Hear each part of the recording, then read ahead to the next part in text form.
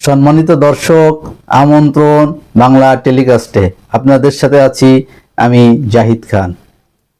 যে যেখান থেকে দেখছেন সবাইকে শুভেচ্ছা। 28 লক্ষ কোটি টাকা পাচার আওয়ামী লীগের আমলে, শ্বেতপত্র প্রকাশিত। দর্শক, বিশ্বের ভিতর নজিরবিহীন পাচার। পৃথিবীর কোনো দেশ থেকে এত বিপুল পরিমাণ টাকা একসাথে পাচার হয়েছে বিশ্বের কোনো তথ্যে আজ পর্যন্ত দেখা যায় নাই। খবরে বলা হয়েছে বিগত আওয়ামী লীগ সরকারের আমলে 2009 থেকে 2023 সালের মধ্যে 23,400 কোটি ডলার বিদেশে পাচার হয়েছে। বর্তমান বাজার দর প্রতি ডলারের দাম 120 টাকা, এর পরিমাণ 28 লাখ কোটি টাকা।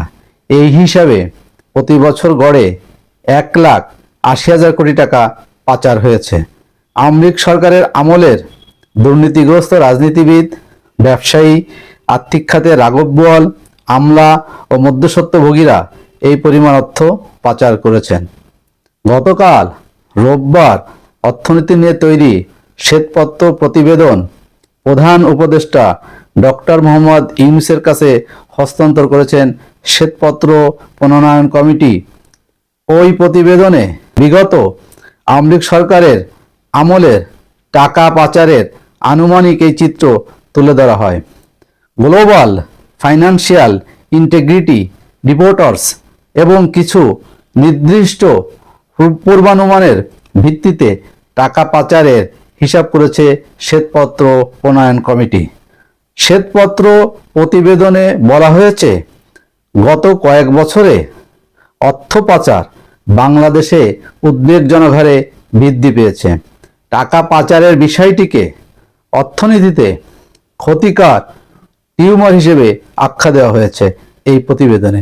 এতে বলা হয়েছে, বিগত সরকারের আমলে অর্থনীতি ও সম্পদের বড় অংশ এই ক্ষতিকর টিউমার চুষে নেয়। শ্বেতপত্র প্রণয়ন কমিটি মনে করে, প্রতি বছর মোট দেশজ উৎপাদনের জিডিপির 3.4% পরিমাণ অর্থ পাচার হয়েছে। যুক্তরাষ্ট্র, যুক্তরাজ্য, কানাডা, সংযুক্ত আরব আমিরাত, হংকং, মালয়েশিয়া, সিঙ্গাপুর, ভারত সহ করের অভয়ারণ্য নামে পরিচিত ছোট ছোট দেশে বাংলাদেশ থেকে টাকা পাচার হয়েছে। মূলত বাড়ি কিনে এবং ব্যবসায় বিনিয়োগ করে টাকা পাচার করা হয়। আরেকটি খবরে বলা হয়েছে, মন্দ ঋণ দিয়ে 24টি পদ্মা সেতু বা 14টি মেট্রো রেল করা যেত।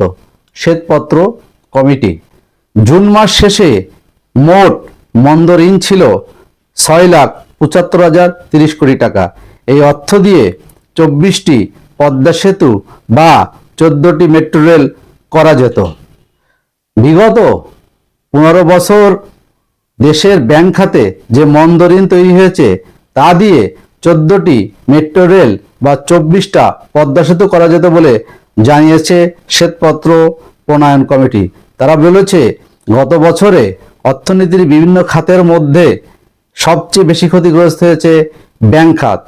মন্দ ও খেলাপি ঋণের পরিমাণ আকাশ ছুঁয়েছে। শ্বেতপত্র কমিটি বলেছে, দেশের ব্যাংক খাত কৃষ্ণ গহ্বরে মধ্যে ঢুকে গেছে। গতকাল রোববার প্রধান উপদেষ্টা অধ্যাপক মোহাম্মদ ইউনূসের কাছে তার তেজগাঁও কার্যালয়ে এই প্রতিবেদন হস্তান্তর করেন শ্বেতপত্র কমিটির প্রধান দেবপ্রিয় ভট্টাচার্য।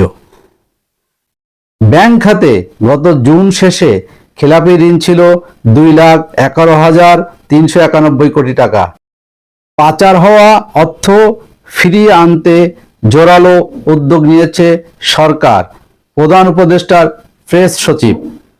খবরে বলা হয়েছে, প্রধান উপদেষ্টার প্রেস সচিব শফিকুল আলম জানিয়েছে, বিগত সরকারের আমলে বিদেশে পাচার হওয়া অর্থের গন্তব্য চিহ্নিত করে তা ফিরিয়ে আনতে জোরালো উদ্যোগ নেওয়া হয়েছে। পাচার হওয়া অর্থ ফিরিয়ে আনা সরকারের অন্যতম অগ্রাধিকার উল্লেখ করে তিনি বলেন, 10ই ডিসেম্বর থেকে আমাদের অনেক কাজ শুরু হয়ে যাবে। আন্তর্জাতিক প্রতিষ্ঠানের মধ্যে যারা এসব নিয়ে কাজ করে তাদের সঙ্গে বৈঠক হচ্ছে, কথা হবে। পাচারের অর্থ কিভাবে ফেরত আনা যায় সেই চেষ্টা করা হবে। দর্শক ভালো থাকবেন, দেখা হবে নিশ্চয়ই নতুন কোনো খবরে।